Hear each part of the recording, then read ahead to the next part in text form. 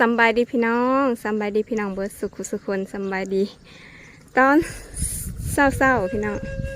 มาดำหน้าซอยบนมารับจ้างพี่น้องมานี่มัดกาก็เป็นเบิร์ดตาหนึ่งกันแล้วไกลสิแล้วและข้างในมันก็ลุกขึ้นกันพี่น้องดำหน้า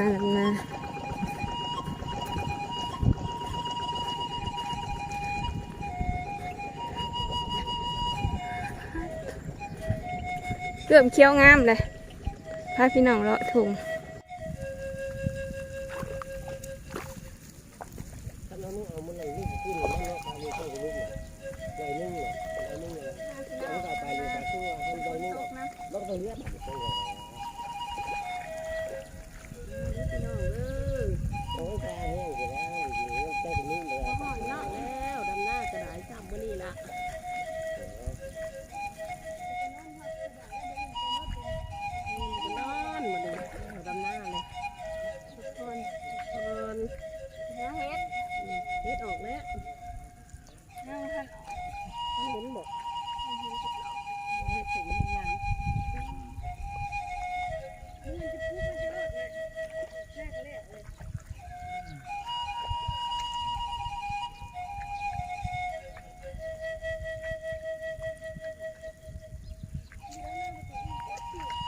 เนี่ยนะ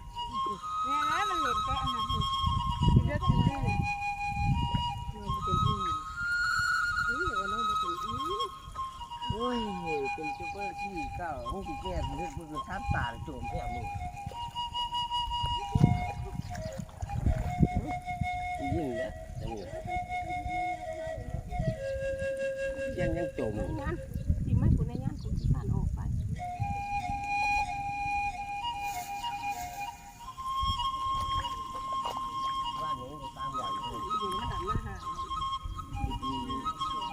แล้วคุณไปยังบ้านห้างเหรอ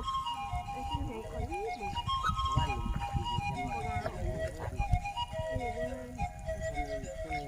มาหรือเทียบกับเทียบเนี่ยบ้านตะวัน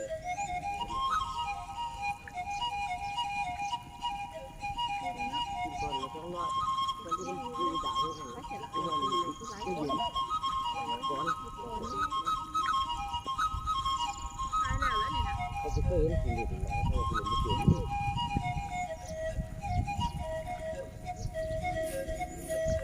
มันสองวันที่บริบูรณ์เรื่องอาทิตย์นี่เป็นตัวสามตัวเก้าตัวที่สามตาที่ตา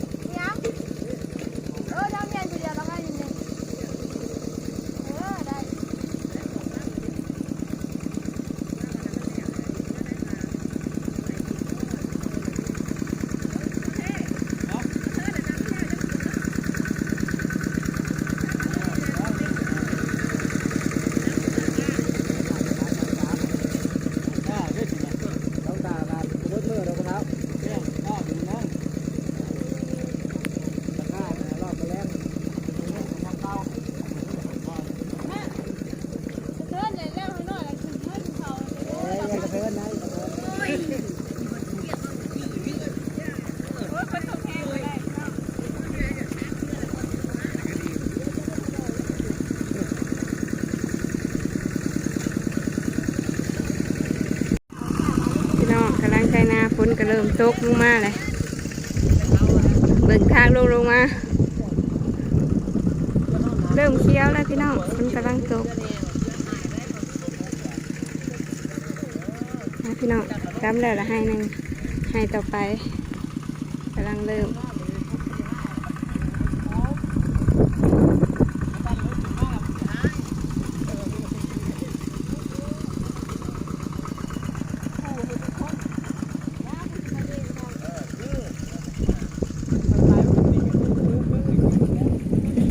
บรรยากาศรอบๆพี่น้อง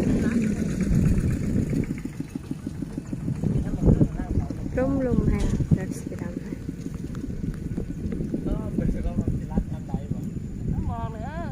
ผูกทั้งนั้นโลกาพี่น้องโลกาครับจ้างทั้งนั้นกระดำบรรยากาศรอบๆพี่น้องบรรยากาศดีดำแล้วมันสีเขียวงามทุ่มอยู่พี่น้องเลยบนต้นมันแตกกอ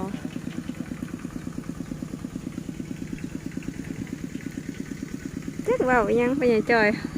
ฝนตกแห้งพี่น้องเดนมารีอยู่โฮมไทยพี่น้องเบิ่ง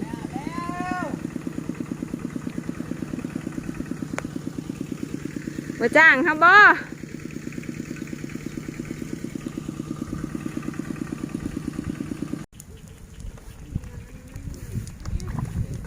ต่อพี่น้องฝนกระตก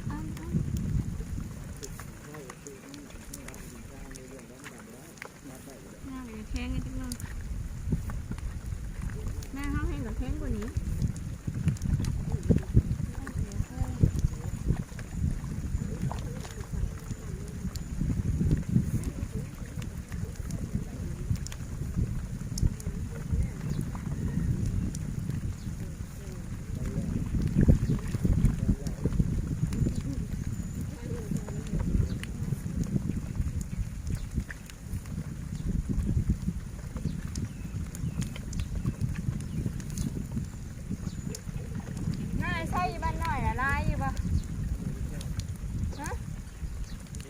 น่าจะอยู่บ้านหน่อยนะยุรถหนึ่งยุมันบริกรนั่นเองมันยาวไปเลย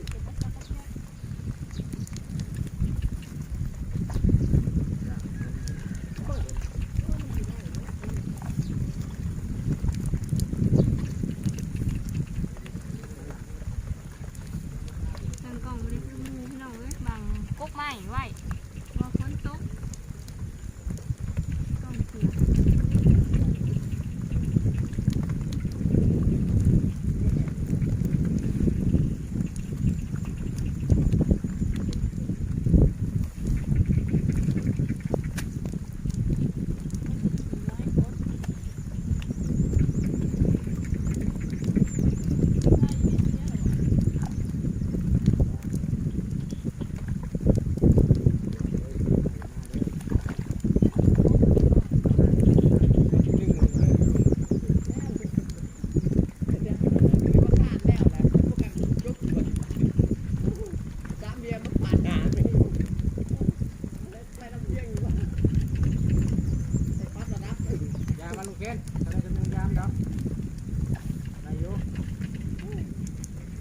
มันอังอยู่ดอกไฮนี่ร้ายมันจะดู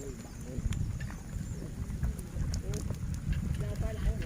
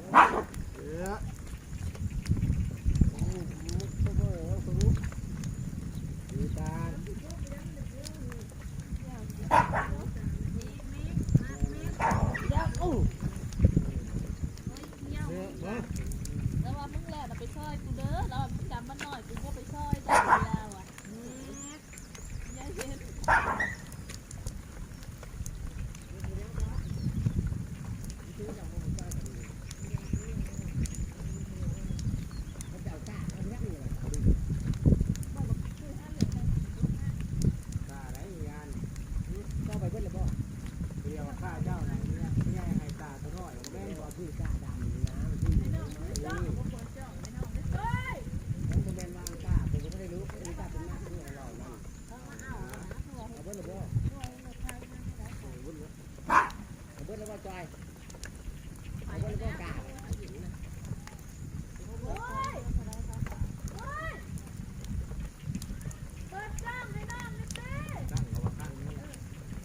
จอบ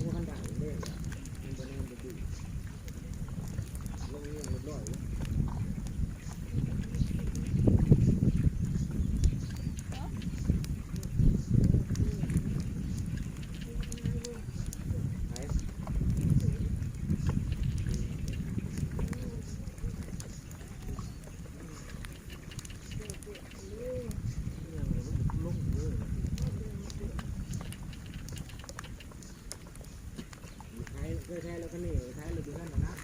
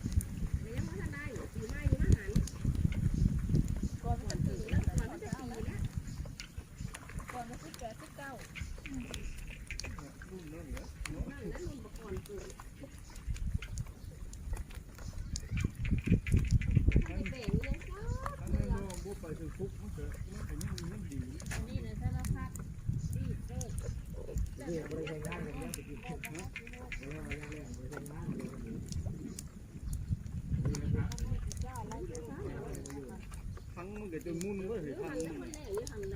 โอ้โหป้าอยู่นี่มันสิ่งพังมันน่ะมันพังรถในเรื่องน่ะ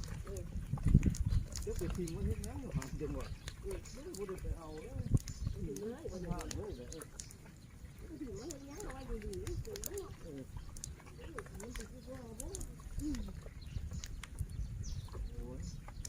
ดีมาไทยน้ำไทยให้ได้แล้วไงไทยจะไปได้ก็ฟ้องซ้ำมันกับเรื่องครับจ้ะเรียนเรียนมึงได้หมดอ่ะเราบอกคุยได้เราบอกว่าอันรถจ้านะเขาก็ได้เห็นมุนได้ไหมเขาขับประเดี๋ยวก็หัดอัตตามันว่ะซื้อไม่ได้ไม่ออกตอนที่เครื่องมันจะออกไฟนี่เวลาอันเครื่องนึงจะออกทีนึงใช่ตีที่บ้านตีจะเห็นพวกเจ้าผมมาไทยตรงตีไทยหน้าคันหาชวนชื่อแล้วเพื่อนก็เลยไปที่บ้านนี่หรออยากออกเขาวะให้ไหนแต่ไทยคนแต่ความเดียวอยู่ว่าเขาเรียกว่าว่ามันเป็นอีหยังรถแบบใช้เฮ็ดได้แล้วซื้อกับที่นี่ใช้เฮ็ดกับที่เท่าเลยแหละเ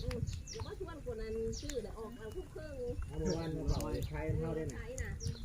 ที่บ้านว่ารถมากบริเฮ็ดอีหยังเมื่อวานนี้มาเขาใช้เท่าได้มันยังไรสิเอาอยู่ว่าอะไรใครละหัวเนี่ยบอลใครละหัวมันสุดท้ายยาวเลยยะเ มามันจะเล่นกันเรือเพื่อบัวได้นะไปเลยแล้วเนี่ยมันจำไม่ไปเลยเราอ่ะเรือ เห็นหน้าจะเสือเหรอมองของบ้าอยู่ไม่เห็นหน้าน้ำผู้สาว เราได้มันจำไม่ได้เรือไปถึงว่าแกนี่ก็ต่ำหัว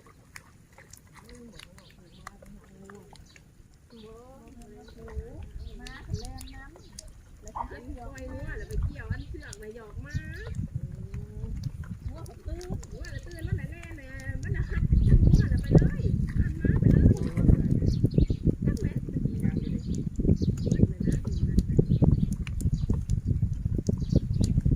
่เลยว่าให้กูเลยนะที่เป็นกับหยอกมาเล่นไปคอยจ้อยมาเขาเล่นน้ำมาแล้วก็เอาล้วน เกี่ยวง่วงเกี่ยว มันก็สิเกี่ยวหยอกเลยแล้วไม่ได้ตั้งใจเนาะแล้วแล้วมันไปเลย ขนาดย่างคือมันตื่นกระโลงแล้วมัวมาตื่นกระโลงนี่ทุกอย่างแล้วมันหวานเนี่ยมาอะไรมันก็แล่น หัวมาอะไรมาหนูแลนแหละหัวอยู่มามัน กระโลงที่เอวมันหรือมันโน่นเป็นไรมันลุกดักแล้วแก้กันหัวปั๊บหยอกมาคนเดียวไปว่าคนที่เนาะหยอกว่ามัน ทำนาต่อไปพี่น้อง ใบแห้งดังไป เฮ้ยนาดำสนผู้เดียวโอเค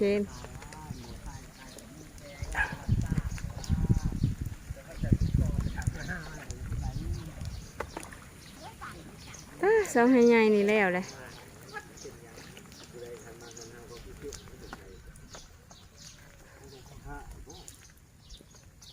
คนไทยเนาะเขาเป็นที่เป็นนั่นแล้วอ่ะเอาอันนี้แหละเขาผมเลยเป็นบ้าเป็นนั่นเลยเขาบอกว่าเขาไม่ได้เป็นบ้าเขาได้มา ฝนกำลังตกเนาะสังเกตดู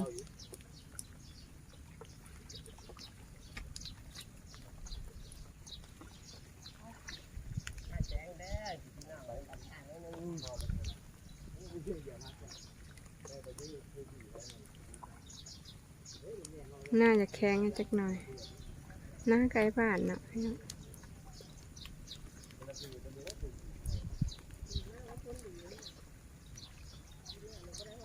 เดี๋ยวไปเขียวเริ่มเขียวเลย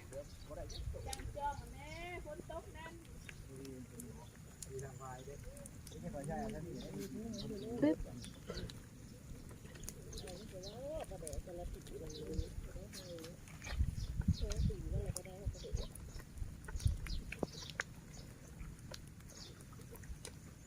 แล้วแหละพี่น้องให้บักใหญ่นะแล้วเขาโฆษณาขายปุ๋ยเลยแต่ไอ้วันยังกล้ามาตั้งคะแนนจะวันจะเมียจะเพียงหน้าด้วยมันจะเป็นเรื่องไหนวะท่านจักแล้วจักมันยังมันติดเขียวขึ้นหรือมันติดเขียวลบแต่วันจะเมียจะเพียงหน้าด้วย บรรยากาศดีดี โอ้รักมัน15เลย พี่น้องให้ขึ้นจากดำหน้าสำหรับคลิปนี้กับไปได้พี่น้องขอบอกขอบใจพี่น้องหลายๆเด้อที่เขามาฮักซุ่มดำไปเลยพี่น้องเลยถ้าขึ้นนะจะได้กินข้าวเที่ยงพี่น้องเลยขอบใจพี่น้องหลายๆเด้อไปเลยสบายดีเด้อ